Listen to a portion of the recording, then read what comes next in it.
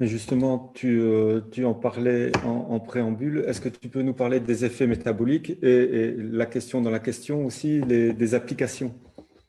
Oui, justement, les effets métaboliques, on en avait parlé un petit peu. Donc, Mhm, l'un des effets principaux, c'est l'effet anti-inflammatoire déjà.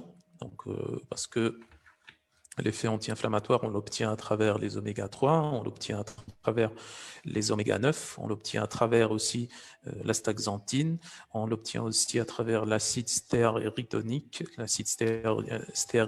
qui est aussi un acide gras extrêmement intéressant, comme je l'avais déjà expliqué dans l'inhibition de la voie NFKB.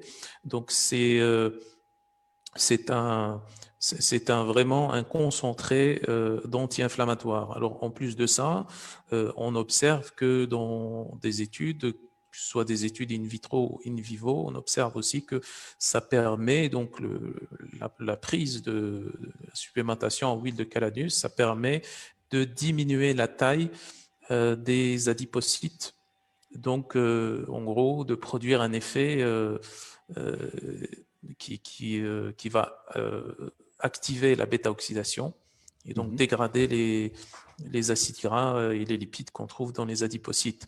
Donc ça, c'est un effet extrêmement intéressant sur la perte de poids. mhm. Et d'ailleurs, l'une des indications, c'est justement la perte de poids. On observe aussi qu'il a des effets extrêmement intéressants sur la résistance à l'insuline. Donc, on pourrait imaginer l'utiliser aussi pour le diabétique type 2. Ça améliore considérablement la sensibilité à l'insuline. Ça a été aussi démontré par tout un tas d'études. Et puis également, on a aussi un effet très intéressant, et tout à l'heure on parlait des effets synergiques entre les différentes molécules. Et bien justement, les oméga 3, que ce soit les EPA ou les DHA, sont absorbés au niveau de l'entérocyte, mais même aussi au niveau des autres cellules de l'organisme, s'absorbent à travers la fonction d'un récepteur. Le récepteur, on l'appelle le GPR 120. Et donc ce récepteur GPR 120, c'est un récepteur tout simplement qui est couplé à une protéine G. Et parmi ses fonctions, c'est justement de transporter ou de transloquer donc les oméga 3 de l'intestin vers donc à l'intérieur au niveau des entérocytes pour qu'ils soient ensuite transportés vers le foie. Et donc sur ce récepteur GPR 120, on a une mutation qui pourrait inhiber ce récepteur. Et justement, si on a cette mutation et qu'en plus on a de l'inflammation, puisqu'on sait que les oméga 3 exercent leur effet lorsqu'ils sont métabolisés. Lorsqu'ils Mhm. pénètrent au niveau de l'organisme, c'est là où ils exercent leur effet anti-inflammatoire, justement. Et pour qu'elles soient absorbées au niveau intestinal, il faudrait justement avoir une quantité suffisante de ce GPR 120, ce récepteur qui permet d'absorber les oméga 3. Et par contre, quand on a de l'inflammation déjà, de l'inflammation de bas grade, de l'inflammation silencieuse, ce récepteur-là, le gène qui code pour ce récepteur, il est réprimé. Et justement, les composants que contient l'huile de calanus, les autres composants, c'est-à-dire les composants autres que les oméga 3, eh bien, ils vont agir comme des anti-inflammatoires et ils vont favoriser l'expression du gène qui code pour le GPR 120. Et donc, ils vont favoriser, en fait, en gros, l'absorption des oméga 3.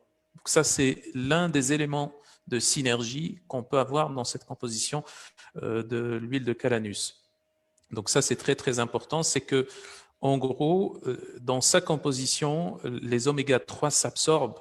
Dans sa Mhm. composition de l'huile de calanus, les oméga 3 s'absorbent indépendamment de l'effet inflammatoire ou des mutations qui puisse y avoir dans les récepteurs qui transportent les oméga 3. Ça, c'est aussi un effet extrêmement intéressant. Et dans ce sens-là, c'est bien connu que la régulation à la baisse du GPR 120, elle a des effets extrêmement néfastes sur les personnes obèses, sur les diabétiques et sur les maladies inflammatoires en général et le syndrome métabolique aussi. Donc, dans ce sens-là, on a une application par rapport au syndrome métabolique, par rapport aux maladies cardiovasculaires, par rapport à l'obésité et par rapport aux maladies inflammatoires en général, maladies métaboliques inflammatoires en général. Donc, on a aussi, comme j'avais déjà expliqué, par rapport à l'effet antioxydant de l'astaxanthine notamment et l'effet anti-inflammatoire et cardioprotecteur des oméga-3, donc on a aussi un effet qui permettrait de réduire, de diminuer significativement le risque athérogène, donc ça diminue le risque cardiovasculaire dans ce sens-là. Et puis, bien entendu, il y a certaines études, alors ce n'est pas des études maintenant, des essais cliniques, mais des études in vivo chez l'animal qui montrent que l'huile de calanus pourrait aussi constituer un effet ou avoir un effet intéressant sur l'hypertension aussi, et que ça pourrait même être combiné avec des traitements antihypertenseurs qui pourrait agir notamment sur l'angiotensine 2. Donc là, ça pourrait avoir un effet complémentaire très intéressant par rapport à ce type de traitement.